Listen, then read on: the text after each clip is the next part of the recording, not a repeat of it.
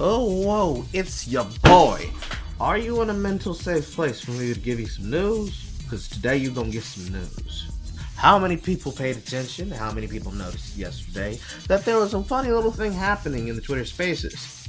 There was conversations being had, but multiple conversations were not about the thing it was about.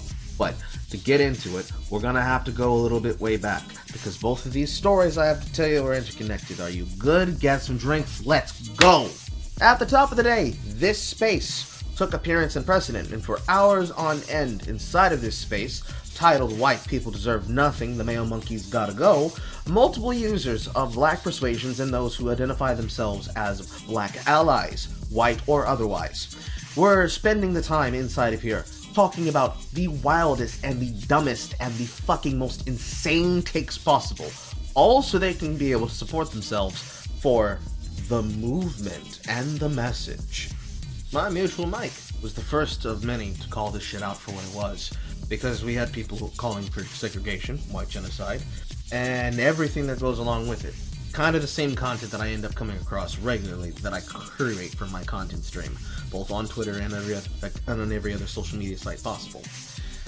In response to this, plenty of people came hounding and harassing him, claiming that these spaces that were being made in response to this, namely the kind of spaces and names that came from members and users that we all recognize and know, if we are in the same groups and spaces, such as some of the ones that are being covered by Bad Cripple. These ones being made in reaction to it. They were taking these ones being made to troll the fact that people were being outright antagonistic racists to be justification for the space to exist. And plenty of this went on for hours and hours on end. Even me stopping into a couple of the shitposting ones to talk to people. But the majority of what was being discussed inside of them being such things as the following. Underwhelming community, a very underperforming community. But, you know, there were some points made that they really don't try and use their allyship to the best of their ability to try and get reforms and different policies in place. I do understand that, and there's a lot of different problems that comes with HBCUs and white people being within them. Now, in retrospect, in the regular day world, if there is a white person or someone who is non-black in a black space, as long as you know your place as a non-black person in a black space, then you being there is not much of an issue. But at the end of the day, the people who are within these black spaces, they tend to, and it's on both sides, people who claim to be allies and people who are just straight up ignorant.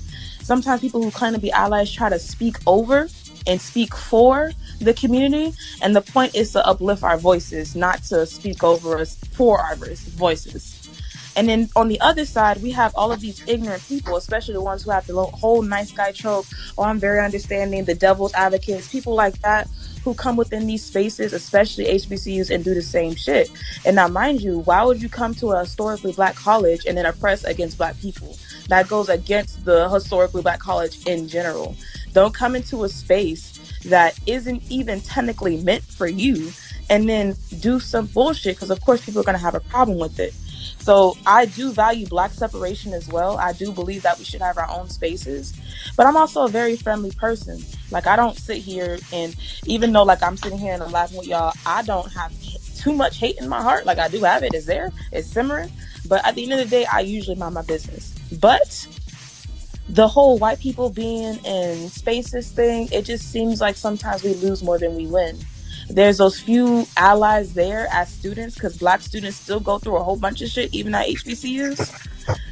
But I don't know. It just seems like I want to be able to have allies and shit like that. Like, I'm not against that, but it's more of a losing situation for us. So I don't know how. I don't think that's going to be. I think us having at least one space to ourselves is good. And white people being a percentage in an HBCU doesn't fit. First of all, Little TikTok, let me tell you something. If you're in here, or y'all go run back and tell them, y'all ain't got to tell them that nobody else said shit but me. I'm going to say, listen, you ain't got to chop shit up. I am for the white genocide. I am for the total erasure of the white race. You don't have to chop this up. Yes, I am for all of you white bitches dying like flies. I am for it. I am for it. I support it. I am for putting all you white possums in a gas chamber and letting that motherfucker ring, bitch. I am for it. So you don't have to chop shit up. I'm for it, and I'm gonna stand 10 toes down behind it, bitch. Simple as that. So you ain't gotta chop shit up. You ain't gotta screw the shit. Bitch, I said it, and I stand on it. Now, immediately after all of this, as it became into Twitter's view and attention, because every single account owner and every single checkmark here was witnessing it, talking about it, and constantly making it trend, the space was taken down. The host took down their account and deleted their account, and the co-host deleted their account after saying all of these things. Now, pray tell, why might you think it would be, dear viewer? Well, do I have some news for you? Jack Dorsey, the myth, the man, the legend, the piece of shit that created this hell site we all suffer on, is now leaving the platform and leaving the company. His letter reading as follows. Hello team. After almost 16 years of having a role at our company, from co-founder, CEO to chair to exec chair to interim CEO to CEO, I've decided it's finally time for me to leave. Why? There's a lot of talk about the importance of a company being founder-led. Ultimately, I believe it is severely limiting and a single point of failure. I've worked so hard to ensure this company can break away from its founding and founders. There are 3 reasons right now I believe is right time. First is Parag becoming the CEO.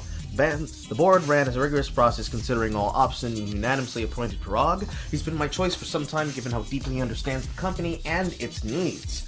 Parag has been behind every critical decision that helped turn this company around. He's curious, he's probing, rational, creative, demanding, self-aware, and humble. He leads with heart and soul, and is someone I learn from daily. I trusted him as our CEO is bone deep. The second is Brett Taylor agreeing to become our board chair. I asked Brett to join our board when I became CEO, and he has been excellent in every single way. He understands entrepreneurship, taking risks, companies at massive scale, technology, products, and he's an engineer. All of the things the board and company deserve right now.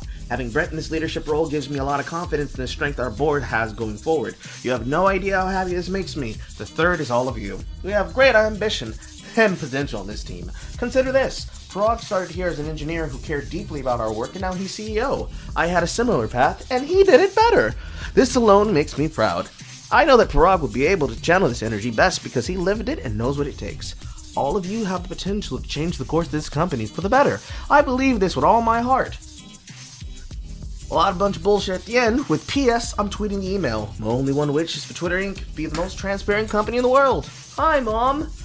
So effectively, your host, your man, your boy, is sucking the dick of what effectively can be seen as an indigenous person, an immigrant, a foreign individual who can do better than the white man's guilt of the platform he created. Now, does this mean that it's going to be an improvement for Twitter? In fact, things were going so poorly because of this lack of faith from Jack Dorsey and the company that the Nasdaq suspended trading in Twitter. And they suspended trading in Twitter for the reasons that you might expect. One that can be tied back to your boy because of what we talked about the last time this happened when it came up in the case of Activision Blizzard. The company's stock rate was going down so fucking fast along with this news that they paused it, because realistically, why would they want to invest in a company that has the leader of the entire thing leaving, being placed over with an individual that we'll get into in a moment, and ultimately amount some of the greatest levels of black supremacy that we have ever seen in just the public view. Predictably, the first thing happening that is as soon as he's being announced, people Googling and looking up his name and looking up his tweets and finding out he's the exact same fucking woke skull type, just like Vijaya Gadad, just like Jack Dorsey, just like all the other members that are part of Twitter's hegemonic control, and all the check marks that are on it, and then, secondly, immediately making it a crime and banning the sharing of images or videos of private individuals without their consent immediately after announcing him, claiming the misuse of private media can affect everyone, but it can have a disproportionate effect on women, activists, dissidents, and members of minority communities.